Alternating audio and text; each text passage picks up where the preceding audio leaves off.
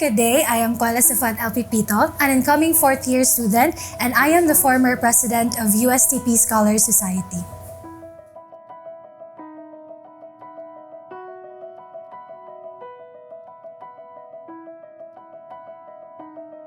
In USS, we actually had this activity called USAP, a conversation with the chancellor. This activity ay actually na-establish na siya from the very beginning of how the organization was established. That is why we wanted to apply it this year na with another pod na set of season. Like for instance, this USAP, we just don't want the concerns of the scholars to be heard, but we also would want to get that assurance or we wanted to get the answer from these concerns. Kasi usually, gakahitabo, we feel like our concerns was actually heard, but what would be the assurance that these concerns were going to be answered? That is why during the USAP 3.0 that we conducted last April, we had this in a way that we asked permission to the chancellor na amua siyang i-upload, and we also would want the scholars to know what are really the answers of these concerns, the underlying concerns that the scholars and also the trailblazing community is actually facing.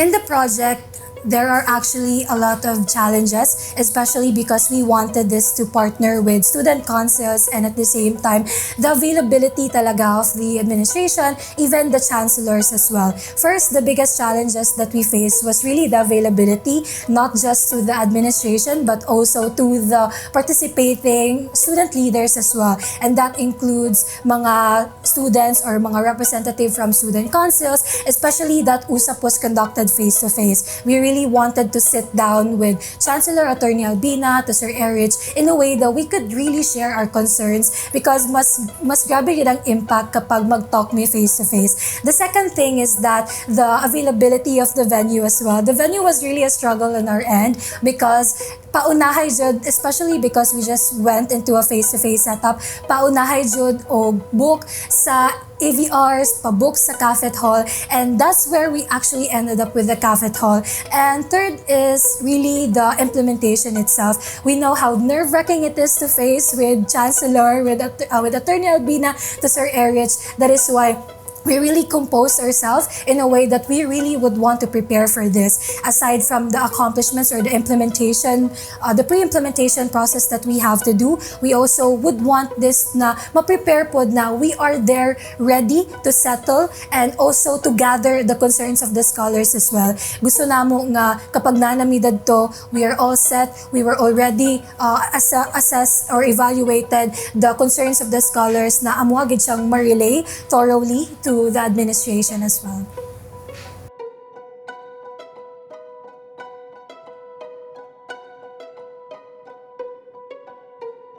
I actually asked this question then to my fellow org mates because though I already had identified what my core value is, what resonated with me the most, but most of them said that it's transformational leadership.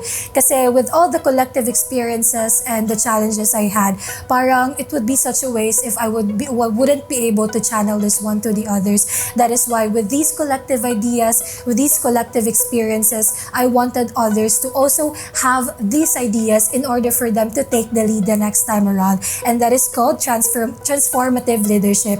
As a product of transformative leadership, I also value bridging leadership as well. It's how when we conduct activities, we wanted to own that one, and we also wanted the others to also experience the magic of implementing activities. Though kapoy siya, of course, that's a very given thing, especially when you're a student leader, but the experiences, the valuable principles, and the ideas that you could get from getting into the project and also collaborating with others is actually such a priceless thing. That is why when I was able to undergo in USS, in my administration, I really value the ideas and at the same time, the co-creation of activities, not just in the school but also in the community.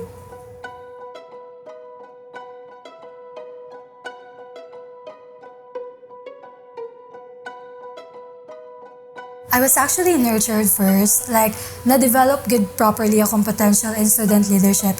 When I joined a community-based organization called Tabang Sikad, my mentors, Kuya Liam and Ateneca, saw something in me that I never really thought na makita pod na ako sa kong kaugalingon. When I started to actually immerse myself in the community, I've seen the struggles, I've seen how they implement activities, I've seen how important assessment is, and how important it is to immerse ourselves in the community that we're serving. That is why when I joined as a president in UCS, I've actually prepared myself for it, not just for the fact na I wanted to be worthy of the position that I'm taking, but I wanted others to realize that there are actually servant leaders who are genuine in their service and who actually value the trust that they will actually be given, especially during the election season. That is why with all the collective ideas that I had when I first immersed myself in the community, I make sure that these things, these ideas will be channeled to USTP Scholars Society, which is my former organization. I wanted it to be something na madala pud nako ang ako mga learnings, especially not just in collaboration, but also through the projects that we're implementing.